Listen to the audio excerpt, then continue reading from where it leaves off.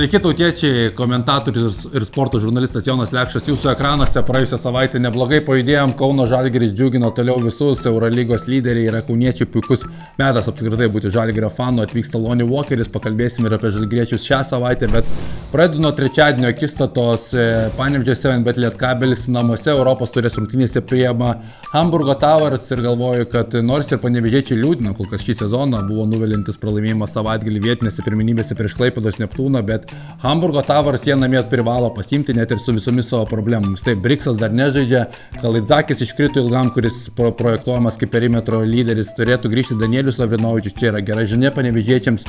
O Hamburgo komanda turi dar didesnių bėdų, per pastarąsias 7 rungtynes pralaimėjo net 6 kartus per abu frontus, praėjusią savaitę pagaliau nutraukė pralaimėjimų seriją Europos taurėje namie įveikdami Ankaros komandą, bet iš esmės Vokietijos ekipa niekuo neįsiskiria perimetre, ten lyderis yra Bri Aivey, kuris praėjusią sezoną turėjo Utenoje neblogą pusmetį, bet jeigu tavo komandos lyderis yra Aivey, tu turi suprasti, kad Europos taurėje turbūt neturėsi lengvesnių varžovų ir namuose Lietkabeliui prognozuoja pergalę ganėtinai užtikrinta, 8-11 taškų persvara. Ketvirtadienis ir dabar natūralu, kad visas dėmesys krepšinėje sukasi aplink Kauno Žalgirį, kai jie taip žaidžia. Praėjusią savaitę nuprognozavau abi Žalgirio pergalės, abi jos buvo dramatiškos, kaip ir prognozuota, žalgiriečiai iš savo gynybos ima visus oponentus, bet dabar vyksta Müncheną Andrėja Trinkieri derbis, Bavarijoje laukia Bayernas, kuris šis sezono startė taip pat stebina daugelį. Vos 2 nesėkmės ir Gordy Herbertas įvedė labai smagų krepšinį. Münchene vienas šiuolaikiškiausių, geriausių puolimų visoje Europoje šiuo metu, Šabazas Neiperas, Karsinas Edvardsas ir Devinas Bukeris. Didysis trejetas ir būtent prieš šią komandą turėtų nemažai atsakyti klausimų, kokia iš tiesų yra Žalgirio gynyba, koks jos potencialas. Sezono startė sekėsi stabdyti oponentus, bet didžioji dalis jų turėjo problemų nemažų sezono startė. Bayernas namie priima varžovus savo pike, turėtų debiutuoti Lonnie Walkeris, mane apskritai šokiravo šitas pirkinys, išnešė galvą, negalėjau patikėti, kad į Žalgirį tokio lygio žaidėjas gali atvykti nuo T. Lawsono laikų, tikrai talentingiausias užsienietis, klausimas kaip jisai prisitaikys, bet atrodo žaidėjas turi viską, kad pritaptų Europoje ir metimą, ir atletiškumą, ir neturėjo traumų ir motivacijos. Tai galvoju, kad jau ketvirtadienį turėtų įvykti jo debiutas, adaptacija gal ir truks iki mėnesio, bet po to pamatysime tikrą žvėrį. Bet Bryantas Dunstonas panašu, kad krenta iš rikiuotės, žalgiriečiai turi problemų priekinėje linijoje, grįžta jie į intensyves naujoko paieškas, bet tas naujokas akivaizdu, kad tikrai ketvirtadienį dar nežais ir manau, kad žalgiriečiai kenties priekinėje linijoje. Devinas Bukeris varžovų komandoje duos vaizdų, prognozuoju sunkią Müncheno Bayerno pergalę ir manau, kad Žalgiris nesustabdys būtent bavarų puolimo 85-80, mano tokia prognozė, Bayerno pergalė.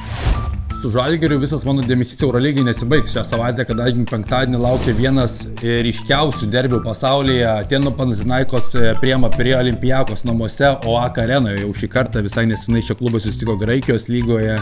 Taikos ir draugystės sporto rūmose, ten PAO ganėtinai užtikrintai iškovojo pergalę. Abi komandos, reikia pasakyti, kad įeina į gerą sportinę formą. Panathinaikos apskritai nepralaimė nuo mačo prieš Madrido Realą. Tuo metu prie Olympiakos per 2 Eurolygos savaitę įveikė abu Ispanijos gigantus, tai jie padarė žinoma namuose. Ir čia tuos derbius tada sunku prognozuoti, kadangi jie nėra iš taktinės pusės, daugiau iš pasitikėjimo savo jėgomis, iš emocinės pusės.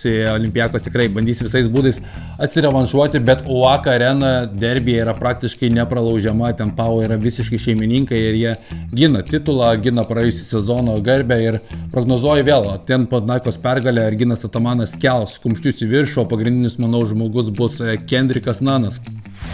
Ir ką, paskutinis savaitės mačas, sekmadienį Žalgiris po Eurolygos, po Müncheno, sekmadienį vyksta į tolimąją išvyką Lietuvoje, vyksta į Uostamiestį, laukia Klaipėdos Neptūno iššūkis, kuris grįžo į kovą iš duobelės, po kelių pralaimėjimų paeiliui reabilitavosi Panevėžyje ir tikrai parodė, kad gali žaisti net ribotos sudėties. Nebuvo Johnsono, nėra Pacevičiaus, Agravanis už tai sužaidė, nebuvo ir Davido Gailiaus. Agravanis pasirašytas 1 mėnesiui, Eurolygos buvęs žaidėjas, visai duoda naudos šiam momentui, bet galvoju, kad Žalgiris parodė, kaip Žalgirio pergalės LKL turėtų atrodyti savaitgaliais būtent prieš Utenos Juventus praėjusią savaitę. Įtraukė ir jaunimą, davė pasireikšti Lukui Lekavičiui, parodė pagarbą savo darbui, parodė pagarbą savo žiūrovams ir Andrėja Trinkieri parodė, koks turi konceptas vykti po pergalingų savaičių Eurolygoje. Mano nuomonė, kad Neptūnas, nors ir pastaraisiais metais jie pridaro nemalonumų Klaipėdoje, dėl išretėjimo pasikeitusios sudėties ir Žalgirio susitelkimo daug šansų namuose neturės. Prie pilnų tribūnų prognozuoju, kad Žalgiris iškovos pergalę dviženklę persvarą. Šią savaitę tiek, kol kas šį sezoną nė karto neprašoviau. Kalbėdamas apie Žalgirį Eurolygoje, norėčiau tikėti, kad ši savaitė bus pirmoji ir žalgiriečiai vis dėlto paneigs mano prognozę. Išspauskite like, prenumeruokite kanalą ir iki kitų kartų.